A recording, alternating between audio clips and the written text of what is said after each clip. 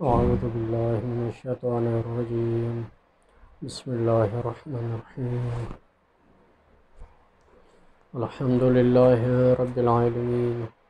والصلاة والسلام على محمد خير خلقه محمد وآله الطيبين، واللعنة الدائمة على أعدائهم أجمعين. أما بعد، فقال المصنف: أحدها اجتماع المثلين من إيجابين أو تحريمين، مثلا فيما أصاب، أو ضدين من إيجاب وتحريم،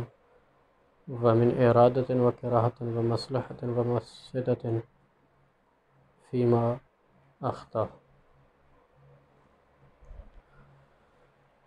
حوزہ علمیہ نجف اشرف میں طلاب کرام کے لیے جو امتحان ہو رہا ہے کفایت الاصول کا، کفایت الاصول جلد دوم امر ثالث سے ہم نے بھی درس شروع کیا تھا۔ امارات کی بحث ہم پڑھ رہے ہیں۔ مصنف فرماتے ہیں کہ امکان تعبد بالظن آیا ہے یا نہیں ہے، ظن پر عمل کرنا ممکن ہے کہ نہیں ہے۔ علامہ شیخ انصاری کا نظریہ بیان کیا تھا پہلے کہ ممکن ہے، اور پھر اس پہ مصنف نے اشکال کیا۔ اب مصنف فرماتے ہیں کہ ابن قبا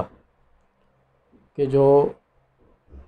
تعبد بالظن کو، تعبد بغیر علم کو محال سمجھتے ہیں کہ اس سے محال لازم آتا ہے، یا باطل سمجھتے ہیں، ان کی ابن قبا کی ادلہ کو مصنف ذکر کرتے ہیں اور پھر اس کا جواب دیتے ہیں۔ پہلی دلیل ابن قبا اور ان لوگوں کی دلیل کہ جو تعبد بالظن کو محال سمجھتے ہیں۔ پہلی دلیل یہ ہے کہ اجتماع مثلین اس سے لازم آتا ہے اگر واقع کے مطابق ہو جائے، اجتماع ضدین لازم آتا ہے اگر واقع کے مخالف ہو جائے۔ یعنی امارہ اور ظن نے جس چیز کو واجب قرار دیا ہے، واجب بتا رہا ہے امارہ، یا جس چیز کو حرام بتا رہا ہے امارہ، اس سے ہٹ کر واقع میں یا تو کوئی حکم موجود ہے یا حکم موجود نہیں ہے۔ یعنی واقع میں بھی کوئی حکم ہے کہ جس کو شارع نے جعل کیا ہے، یا واقع اس سے خالی ہے۔ اگر آپ قائل ہو جائیں کہ واقع اس سے خالی ہے اور امارہ نے اور ظن نے جو حکم بیان کیا ہے، چاہے وجوب کا ہو یا حرمت کا ہو یا ندب اور کراہت کا ہو، وہی حکم ہے، وہی واقع ہوتے جائے گا، تو مصنف فرماتے ہیں اس صورت میں تصویب لازم آتی ہے، اور مذہب امامیہ شیعہ اس کے قائل نہیں ہے۔ اور اگر آپ کہیں کہ امارہ نے اور ظن نے جو حکم بیان کیا ہے اس سے ہٹ کر بھی واقع میں بھی کوئی حکم موجود ہے کہ جو شارع کی طرف سے جعل ہے، تو اب وہ حکم اگر اسی جیسا ہے جس کو امارہ نے بیان کیا، مثلا وہ واجب ہے تو یہ بھی واجب ہے، تو اجتماع مثلین لازم آئے گا۔ اور اگر وہ حکم اس کے برخلاف ہے اور اس سے متفاوت ہے، مثلا وہ واقع میں جو حکم مجعول ہے وہ حرمت والا ہے، اور امارہ میں جو حکم جعل ہوا وہ وجوب والا تھا، تو یہ اس سے اجتماع ضدین لازم آئے گا۔ یا اجتماع ارادہ و کراہت اس کو آپ کہہ سکتے ہیں، یا اجتماع مصلحت و مفسدہ آپ اس کو کہہ سکتے ہیں، کیونکہ ہم قائل ہیں کہ احکام الہیہ مفاسد اور مصالح کے تابع ہیں۔ تو اس حوالے سے یہ پہلا اشکال تھا، پہلا یعنی محظور تھا یا پہلا محال تھا۔ اگر ظن کو حجت قرار دیا جائے اور ظن کو شارع ظن پر عمل کرنے کو کہے، تو یہ اشکال لازم ہے گا اجتماع مثلین کا یا اجتماع ضدین کا، یا تصویب لازم آئے گی۔ اس وجہ سے ظن پر عمل کرنا ممکن نہیں ہے، اور شارع ظن پر عمل کرنے کا نہیں کہہ سکتا۔ یہ تھا پہلا اشکال۔ دوسرا اشکال یہ ہے کہ طلب ضدین لازم آتا ہے فیما اذا اخطا۔ یعنی امارہ نے مثلا وجوب کو بتایا، لیکن جمعہ کے وجوب کو بتایا کہ نماز جمعہ واجب ہے، اور واقع میں ظہر واجب ہے، تو ضد واجب کے وجوب کو بتایا امارہ نے، تو یہاں پر طلب ضدین لازم آ رہا ہے کہ گویا کہ اشارے کی نگاہ میں یعنی کہ یہ دو چیزیں جو ہے نا وہ یعنی کہ مطلوب ہیں اشارے کو، جمعے کا وجوب بھی مطلوب ہے اور ظہر کا وجوب بھی مطلوب ہے، جبکہ یہ ظہر اور جمعہ ضدین ہے آپس میں، تو یہ طلب ضدین اس سے لازم آئے گا۔ تیسری دلیل یہ ہے کہ ظن پر عمل کرنے کا شارع نہیں کہہ سکتا، وہ یہ ہے کہ جب ہمارا واقع کے خلاف ہو، واقع میں مثلا جو حکم شارع کی طرف سے جال ہے وہ واجب کا ہے، امارہ نے کوئی اور حکم بتایا، امارہ نے مثلا کہا کہ جو ہے نا نماز جمعہ حرام ہے یا مکروہ ہے یا مستحب ہے، کوئی اور حکم جو واجب کے علاوہ کوئی بھی حکم امارہ نے اگر بتایا، تو اس میں وہ مصلحت جو موجود تھی کہ جو یعنی کہ اگر جمعے کو اسی کثرت کے ساتھ پڑھا جاتا تو وہ مصلحت کی تفویض لازم آتی ہے، گویا کہ وہ مصلحت فوت ہو گئی مکلف سے، یا القاء فی المفسدہ لازم آتا ہے۔ مثلا یہ ہے کہ واقع میں اگر ایک چیز حرام ہے اور جو ہے ہمارا نے یہ بتایا کہ یہ چیز واجب ہے، تو اس کو مکلف نے جو ہے نا وہ انجام دے دیا، تو یہاں پر یہ ہے کہ حقیقت میں وہ مفسدے میں واقع ہو گیا، تو لہٰذا یہ تفویت مصلحت اس صورت میں کہ واقع میں ایک چیز واجب ہو یا اور ہمارا اس کے علاوہ کوئی حکم بتائے، یا القاء فی المفسدہ کہ جس وقت واقع میں ایک چیز حرام ہو اور ہمارا اس چیز کی عدم حرمت کو بتائے، تو یہ القاء فی المفسدہ لازم آئے گا۔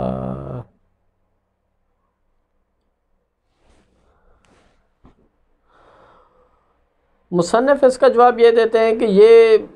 تینوں اشکالات یا یہ تینوں امور کے جس کو بطور محال بیان کیا گیا ہے، یہ یا تو لازم نہیں آتے یا لازم آتے ہیں، یعنی ملازمہ ہے موجود لیکن باطل نہیں ہے، ان کا بطلان ممنوع ہے۔ مصنف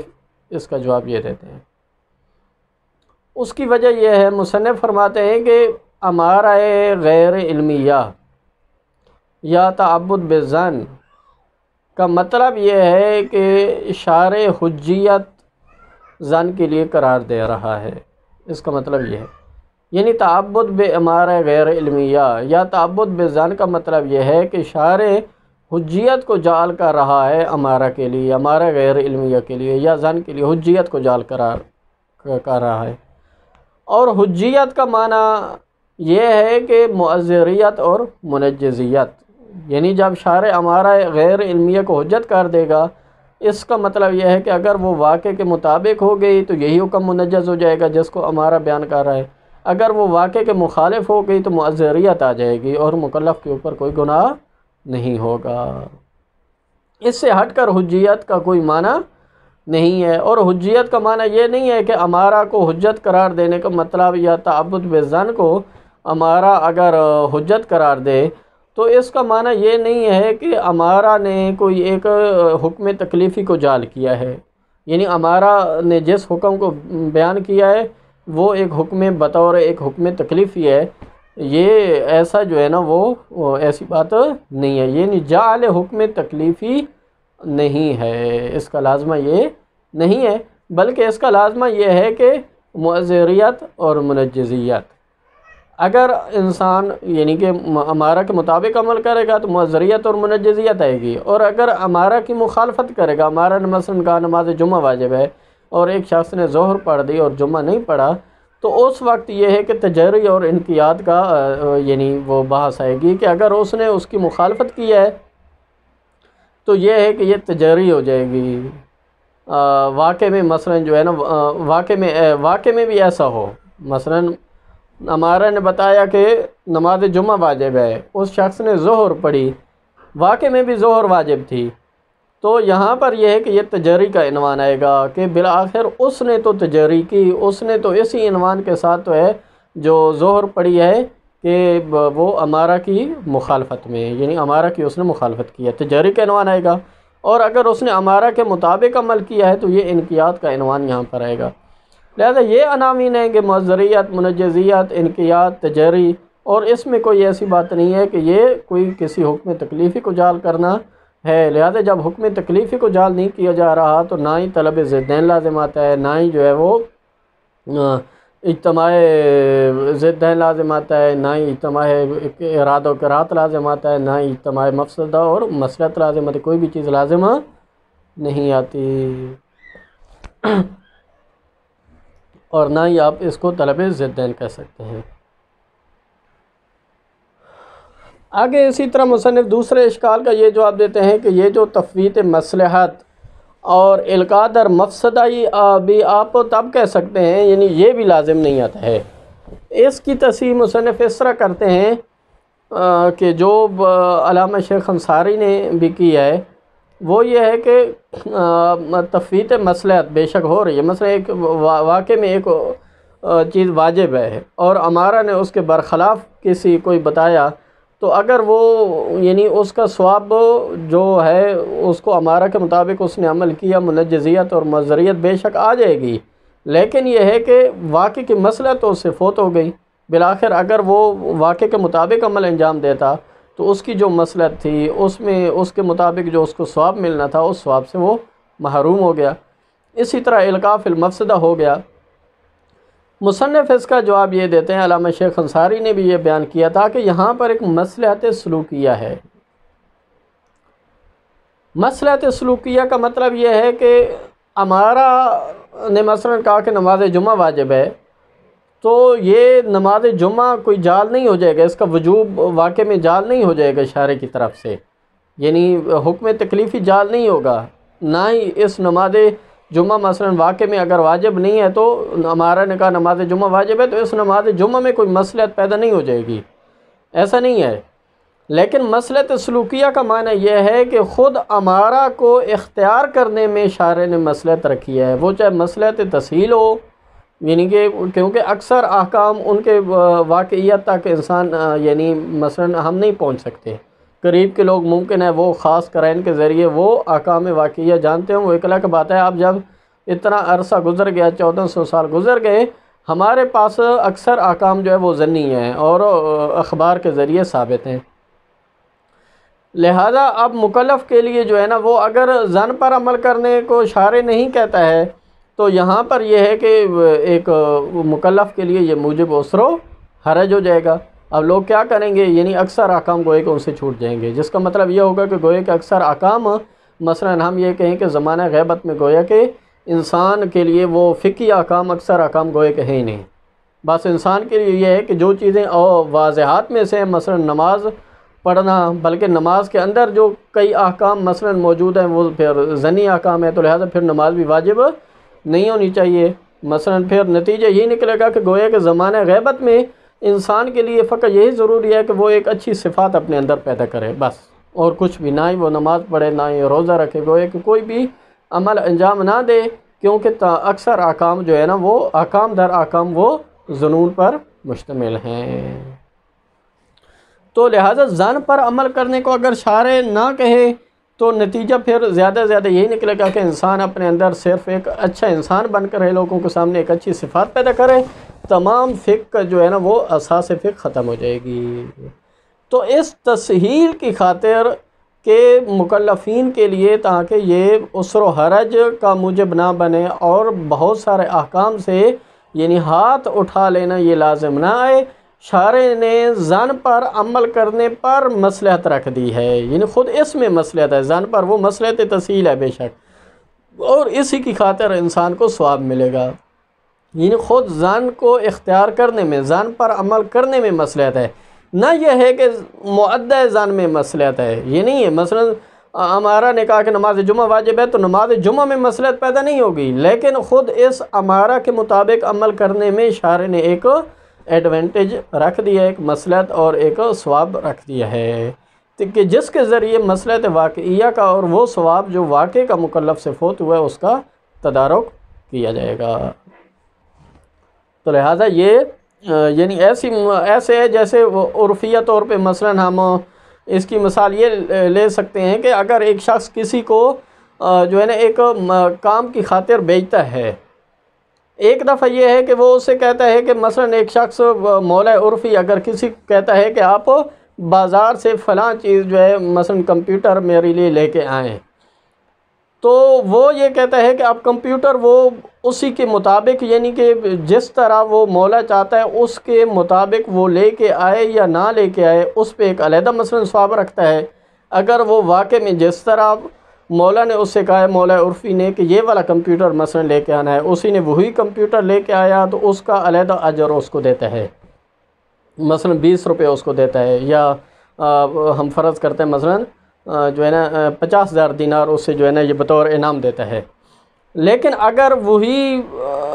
یعنی کہ دوسرا انعام وہ اس بات پر رکھتا ہے خود اس سے حق زحمت، یعنی خود اسی چیز پر، یعنی کہ وہ جا رہا ہے اس کی خاطر اور وہ کمپیوٹر لینے کے لیے جا رہا ہے، خود اس عمل کرنے کی اجرت مثلا اس کے لیے رکھ دیتا ہے، وہ بھی مثلا وہ 60,000 مثلا دینار ہے یا وہ بھی 50,000 دینار ہے۔ اب اگر وہ واقع کے مطابق وہ کمپیوٹر نہیں لے کے آتا کہ جس طرح اس مولا عرفی نے اس سے کہا کہ یہی کمپیوٹر لے کے آنا ہے، تو لہذا وہ والا 50,000 اس کو نہیں ملے گا، کیونکہ اس نے مولا کی منشا کے مطابق عمل نہیں کیا۔ لیکن خود اس کو یہ جو حق زحمت ہے بازار میں جانا اور یہ چیز لے کے آنا اور خود اس پہ عمل کرنے کی جو اس نے اجرت رکھی تھی وہ اسے دیتا ہے، تو وہ اس سے اجرت واقعیہ کا تدارک ہو جائے گا۔ لہذا مسئلۃ سلوکیہ کا یہی مطلب ہے، یعنی خود ذہن پر عمل کرنے پہ شارع نے ایک مسئلت رکھ دی، ایک ثواب رکھ دیا ہے، تو لہذا وہ ثواب اس کو جب ملے گا تو وہ واقع کا ثواب کا تدارک ہو جائے گا۔ تو لہذا کوئی بھی یہ والا محظور بھی لازم نہیں آتا ہے کہ مسئلۃ واقع کی تفویت یا القاء در مفسدہ۔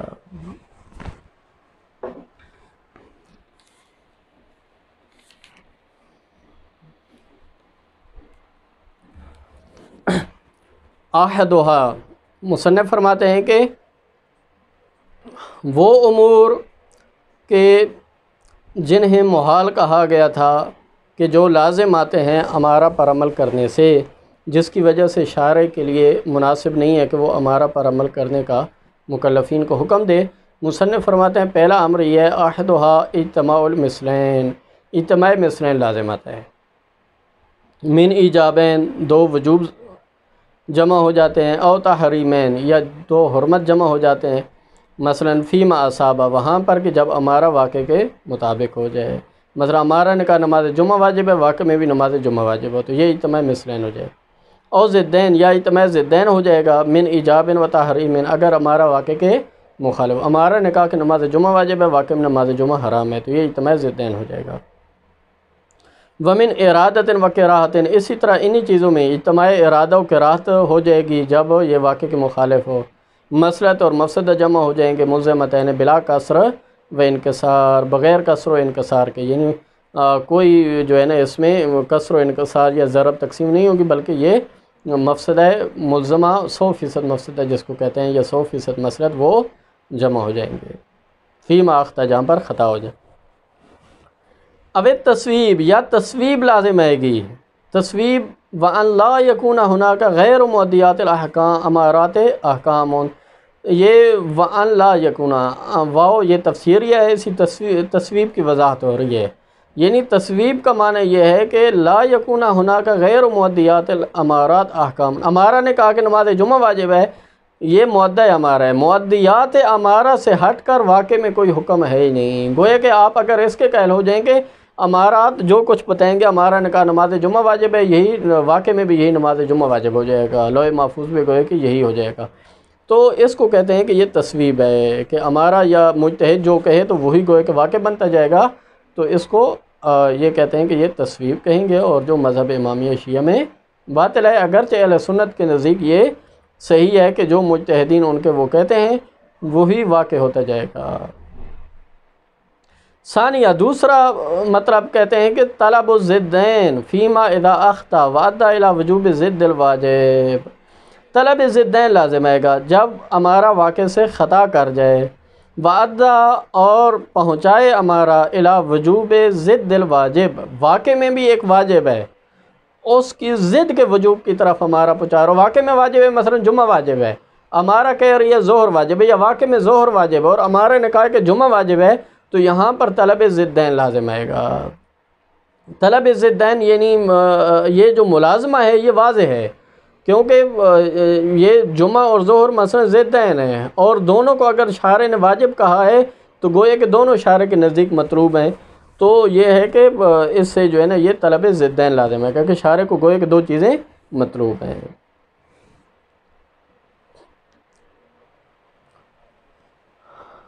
ہاں، اس کا پھر آگے جو ہے نا وہ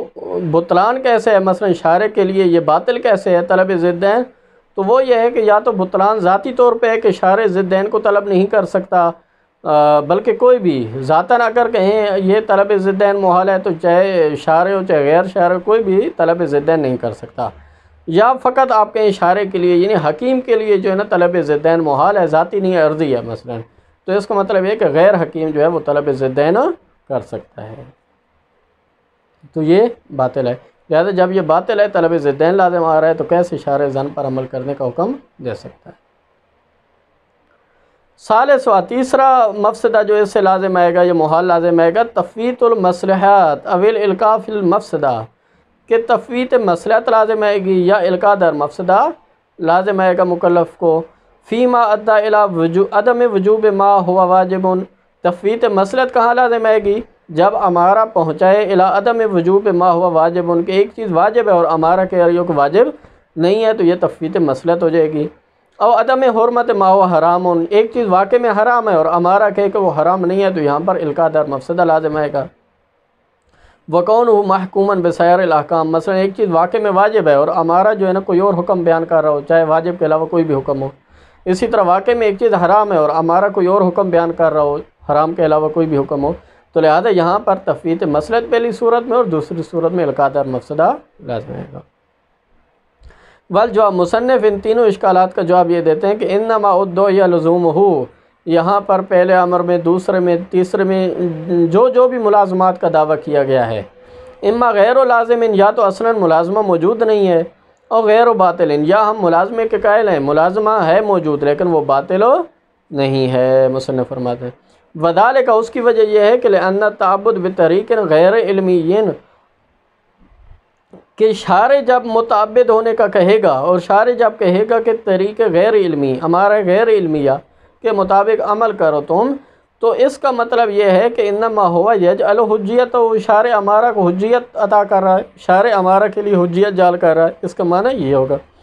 والحجیت المجعولہ، اور وہ حجیت جو شارع کی طرف سے مجعول ہوگی، غیر مستتبعۃ لانشاء احکام تکلیفیۃ، وہ کسی حکم تکلیفی کو انشاء کرنے کا لازمہ نہیں بنے گا، یعنی شارع کا امارہ کو حجیت عطا کرنا اس کا لازمہ یہ نہیں ہے کہ حکم تکلیفی کو شارع نے جعل کیا ہے یا حکم تکلیفی کو انشاء کیا ہے، بحسب ما ادى الیہ الطریق، یعنی اسی کے مطابق شارع نے جعل کیا ہے کہ طریق اور امارہ جس حکم کو بیان کر رہا ہے اس کے مطابق شارع نے حکم کو جعل کیا ہے، تب آپ کہیں گے کہ یہ اجتماع مثلین یا اجتماع ضدین یا یہ چیزیں لازم آئیں گی۔ بل انما تکون موجبتاً، بلکہ حجیت کا معنی یہ ہے کہ یہ امارہ موجب بنے گا لتنجز التکلیف بہی، امارہ غیر علمی کے مطابق تکلیف کے منجز ہونے کا موجب بنے گا، اذا اصابہ، جب یہ واقع کے مطابق ہو جائے تو تکلیف منجز ہو جائے گی، اور مکلف کے لیے ضروری ہوگا کہ وہ اس کے مطابق عمل انجام دے، اس نے اگر انجام دیا ہوگا عمل تو اس کو ثواب ملے گا، اور اگر انجام نہیں دیا ہوگا تو یہ تجاری ہو جائے گی۔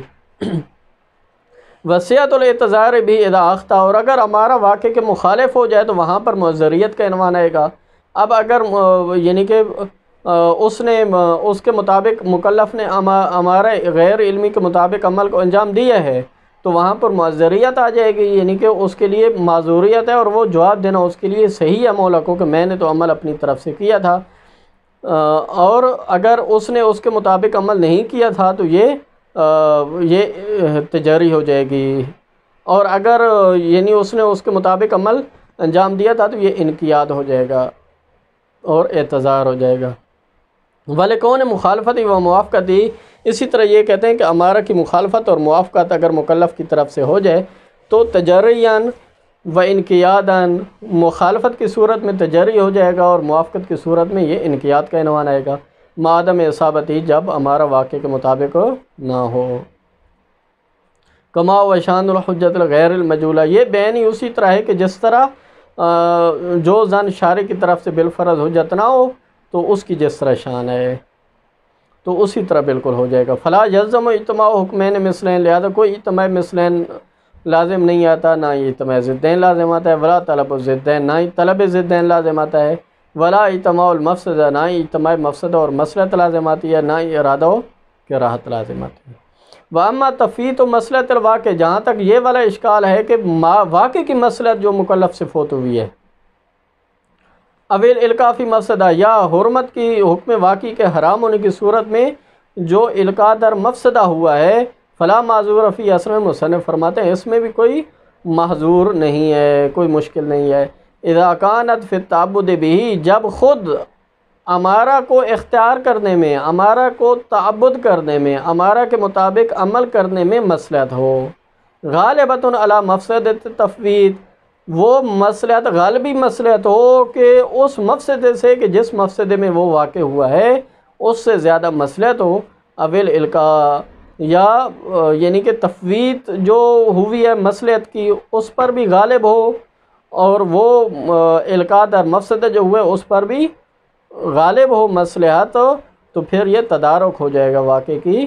مصلحت کا۔ صلی اللہ علیہ محمد وعلی محمد۔